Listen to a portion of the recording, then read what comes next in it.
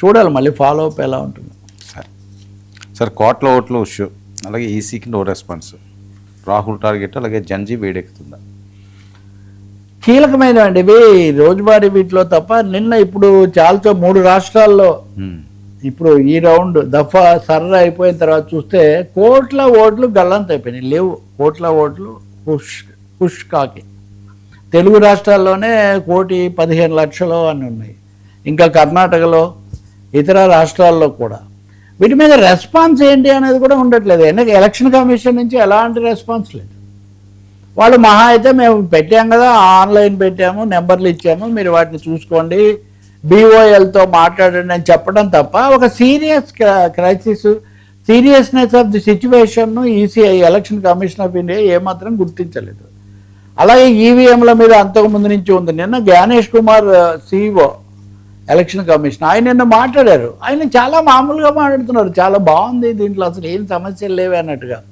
కానీ ఈరోజు హిందూ చాలా ఎడిటోరియల్ రాసింది, బిఎల్ఓల ద్వారా చాలా సమస్యలు సృష్టించే బీఓఎల్ ద్వారా మీరు రాత్రి లెవెల్ ఆఫీసర్లను వీళ్ళని మీద పెట్టి రాజకీయ పార్టీలకు మటుకే అవి ఇస్తామన్నారు. ఇప్పుడు రాజకీయ పార్టీలకు ఒక అవకాశం ఇచ్చారు. ఒక రాజకీయ పార్టీ ఏజెంటు 10 ఓట్లకు అభ్యంతరం పెట్టవచ్చు ఒక్కొక్కసారికి.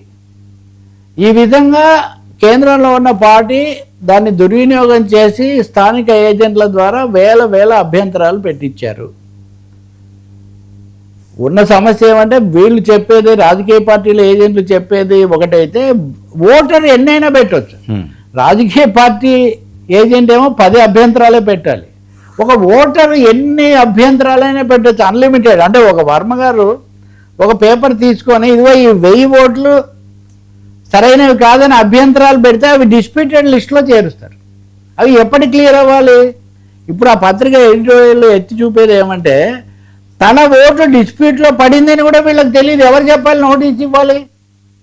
ఎలక్షన్ కమిషన్కి ఒక ఆయన ఓటు పెట్టి all these are disputed votes అని పెట్టారు. Disputed for what reason, by whom అన్నది మీకు తెలియదు. మీకు తెలిసేసరికి గడువు కాస్త అయిపోతుంది, మళ్ళీ ఎప్పుడో చూసుకోండి వచ్చేసారంటారు. కాబట్టి ఈ విధంగా ఓట్ల ప్రక్రియ, ఓట్ల నమోదు కార్యక్రమం అనేది చాలా ఘోరంగా తయారైంది. దీనికి కనుక అడ్రస్ చేయకపోతే చాలా ఇబ్బంది వస్తుంది అని చెప్పి వాళ్ళు హెచ్చరిక చేస్తున్నారు. కానీ ఎలక్షన్ కమిషన్లో ఆ సీరియస్నెస్ కనిపించట్లేదు. వైఎస్ఆర్ పార్టీ కానీ కాంగ్రెస్ పార్టీ కానీ, ఇక్కడ కూడా తెలంగాణలో కూడా కాంగ్రెస్ పార్టీ మనకు ఓట్ల తేడా మెజారిటీ ఎంత ఉందో అంతకంటే 2 రెట్లు ఓట్లు తొలగించబడుతున్నాయి, ఇది మనకు ఏమాత్రం క్షేమం కాదని నిన్న పిసిసిలో వాళ్ళు సమీక్ష. కాబట్టి this is going to be very big crisis as far elections concern.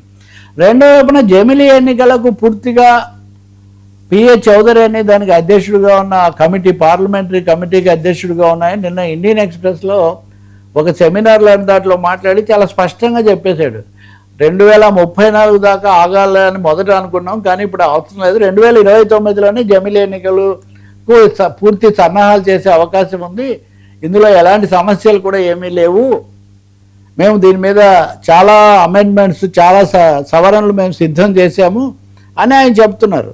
So రాష్ట్రాల శాసనసభలు కూడా ఇష్ట ప్రకారం వాటి పదవీ కాలం ఏదైనప్పటికీ ఇప్పుడు ఉదాహరణకు 85 to 174 ఇవి 2 కూడా పార్లమెంటుకు శాసనసభలకు సంబంధించిన రాజ్యాంగ నిబంధనలు, వీటికి చాలా సవరణలు చేయబోతున్నారు. ఈ సవరణలు చేయడం ద్వారా ఆయన ఒక ఉదాహరణ చెప్తున్నాడు. ఇప్పుడు రాష్ట్రపతి పాలన ఉన్నప్పుడు రాష్ట్ర శాసనసభ పని పార్లమెంటే చేస్తుంది కదండి. ఇప్పుడు కూడా ఒకవేళ గడువు తేడా రెండింటి మధ్య ఏమన్నా వస్తే ఆ పని పార్లమెంటే చేసే విధంగా మేము సవరణ చేస్తాము అని చెప్తున్నారు. కాబట్టి జమిలీ ఎన్నికలు కాంగ్రెస్ పార్టీ కూడా నిన్న తీవ్రంగా ఇది చాలా ఇబ్బందికరమని వాళ్ళు కూడా ప్రకటన చేశారు. జమిలీ ఎన్నికలు కానీ సర్ కానీ వన్ కంట్రీ అవి 2029లోనే రాబోవటం అది పెద్ద ఛాలెంజ్ లాగా ఉంటుంది అనే ఒక ఇది వెన్నాడుతుంది. ఈ సమయంలోనే మీరు అన్నట్టుగా BJP versus CJP, cockroach Janata party, వాళ్ళు సెకండ్ రౌండ్ తీసుకున్నారు. ఆ సెకండ్ రౌండ్ తీసుకొని ఇప్పుడు మనం చర్చ జరుగుతున్నప్పుడు కూడా పాట్నాలో ఆ గ్రూప్ పరీక్షల్లో అవినీతి జరిగింది, వాటిని రద్దు చేయాలని పాట్నాలో అంటే బీజేపీ గవర్నమెంట్ ఉంది. వాళ్ళు వీధుల్లోకి రోడ్ల మీదకి రావడం, వాళ్ళ మీద తీవ్రంగా బాష్పాలు లేకపోతే లాఠీ చార్జీలు ఇట్లాంటివి జరగడం, అదే అక్కడ జరుగుతుంది. జాతీయ స్థాయిలో కూడా మాకు జంతర్ మంతర్ ఆందోళన అప్పుడు ఇచ్చిన హామీలు నెరవేరలేదు. కాబట్టి సెప్టెంబర్ 5న మేము మళ్ళీ భారీగా కార్యక్రమం చేస్తాము, భారీ నిరసన ప్రదర్శన చేస్తామని కూడా సిజేపీ నాయకత్వం వాళ్ళ కార్యవర్గం జరుపుకొని మరీ ప్రకటించింది. కాబట్టి ఏదో ఒక విధంగా ఈ యూత్ అండ్ స్టూడెంట్స్ విద్యార్థి యువజన ఆందోళన అనేది దేశవ్యాప్తంగా మళ్ళీ పెరగబోతుంది. అయితే గతంలో కాకుండా ఈసారి కాంగ్రెస్ పార్టీ, రాహుల్ గాంధీ దీన్ని చాలా యాక్టివ్గా ప్రమోట్ చేస్తున్నారనే ఒక సందేహంలో బీజేపీ పడిపోయి, బీజేపీ అంటే కేంద్రం రాహుల్ మీద ఒక ప్రత్యేకమైన టార్గెట్గా నడుస్తుంది. యోగి ఆదిత్యనాథ్ ఉత్తరప్రదేశ్ ముఖ్యమంత్రి, నిన్నేమో మనం స్మృతి ఇరానీ గురించి మాట్లాడాం. ఆయన ఒక ప్రకటన, ఈ రాహుల్ గాంధీకి భారతీయమైంది ఏది నచ్చదు, అంటే హిందూ అనే పదం బదులు భారతీయ సంస్కృతి మీద రోజు దాడి చేయడం రాహుల్ గాంధీ తన హక్కుగా, ప్రాథమిక హక్కుగా భావిస్తున్నాడు. కాబట్టి అంతకుముందేమో బ్లడ్ ఇండియన్ బ్లడ్ కాదు ఇటాలియన్ బ్లడ్ అది ఇది అన్నారు. కాబట్టి గాంధీ కుటుంబం టార్గెట్గా ప్రత్యేకించి రాహుల్ గాంధీని ముందు పెట్టుకొని ఢీకొనాలి. సో కొత్త రౌండ్, ఇటు కాక్రోచ్ జనతా పార్టీ, ఇటు కాంగ్రెస్ వర్సెస్ బీజేపీ అన్నది చాలా భారీ ఎత్తున ఏదో జరిగే సూచనలు కనిపిస్తుంది. Right sir.